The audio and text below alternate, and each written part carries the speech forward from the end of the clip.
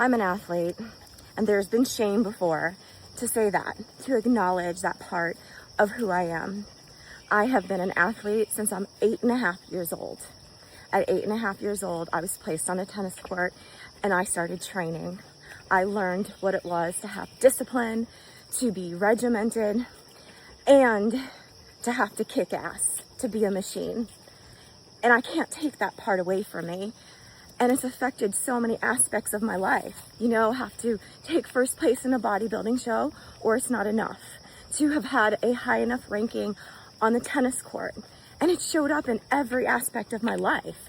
The eating, the regimented way, the punishment, thinking it had to be tight or stern, and because it had to show up on my body in a certain way. Being her is stepping inside of yourself, who you are now. I even feel like lately I've been keeping that part of me quiet, because what would people think if I label myself as an athlete? Am I good enough? Do I look good enough to be considered an athlete? Well, you know what? Here's now. Here she is. This is a 50-year-old woman. I still train the same way I did when I was 10 years old. Legit, because I have a regimen. I have organization. I have motivation. What's different now is it's not punishment. It's privilege. I get to go work out because I choose to, not because I have to, in order for that to be my identity. I ate too much. No. Even this morning, I knew I had a sore throat. I knew I've been pushing it. And I'm out for a walk because this is what there is to do to nourish myself as an athlete.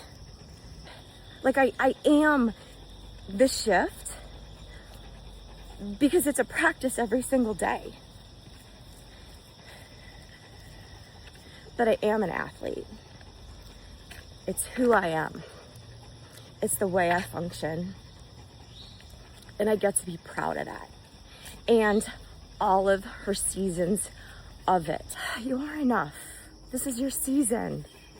This is where you get to show up as you are, just the way you are.